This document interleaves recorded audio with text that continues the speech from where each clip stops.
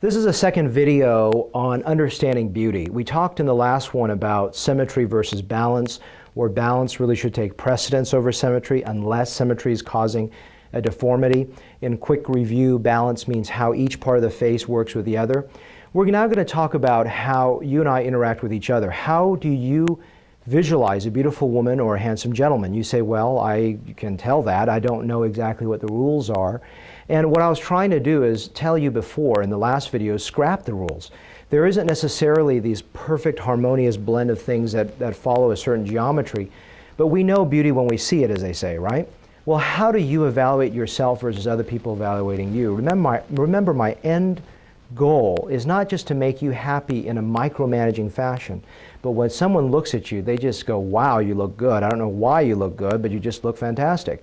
How do we get to the level of, wow, you look good? Well, let's think about a book. My colleague presented this information. I thought it was actually quite brilliant, which is the idea of blink. There's a book by Malcolm Gladwell. Actually, he has a new book coming out in a couple of weeks called The Outliers. But Malcolm Gladwell's book called Blink is the idea that when you look at something or whatever it may be in life, you engage in that perception in a blink of an eye, and you make a judgment that oftentimes is correct very quickly. So when you see a handsome gentleman, a beautiful woman, even at 10, 20 feet away, in a blink of an eye, you can tell that they look good.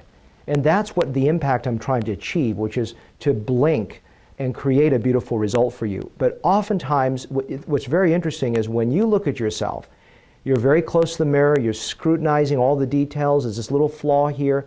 What's interesting is about 80% of women, I can tell you the top 3 wish lists that they have.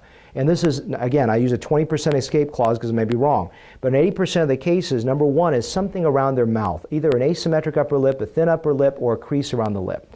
Those 3 things are usually number 1. Number 2, some kind of crepiness on the upper eyelid unless they've had an eyelid procedure, some little thing there. And 3 is some little dot somewhere on their face. And usually that's the case in most times.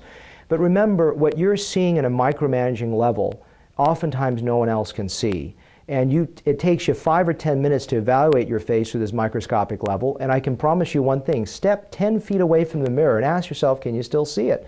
The only reason you can is because you so scrutinize that area that now you're straining to look for it. Of course, if you're looking for it, you probably will see it. And you say, well, when I look at a photograph, every time I see this little tiny flaw, it bothers me. Well, that's because you become obsessed with that little area. What I want you to start thinking about is, how do you judge someone else? And you say, well, Doc, you know, all I care about is to make me happy. I don't care about someone else. But remember one thing, we're not Robinson Crusoe. We don't live on an island. We interact with other people. If at the end of the day, let's talk about aging face, for example, you come in with your laundry list and I fix all these little micro flaws that don't mean anything. And by the time you go out and you see someone says, are you tired or angry? Are you sad? And you're not, because I haven't done the job that I needed to do to make you look better, because you're focused on the small picture. I want to create a blink effect where someone looking at you just says, wow.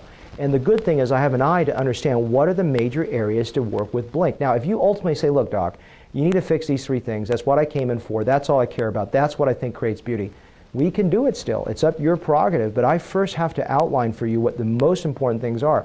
So my ultimate goal is for you is to create a wow effect where if you look at my before and afters, there should be a wow effect. Not, oh, but how come she still has a crease there? Don't judge my before and afters that way. Don't judge yourself that way. Judge yourself through Gladwell's thesis, and it's a great book to read, called Blink.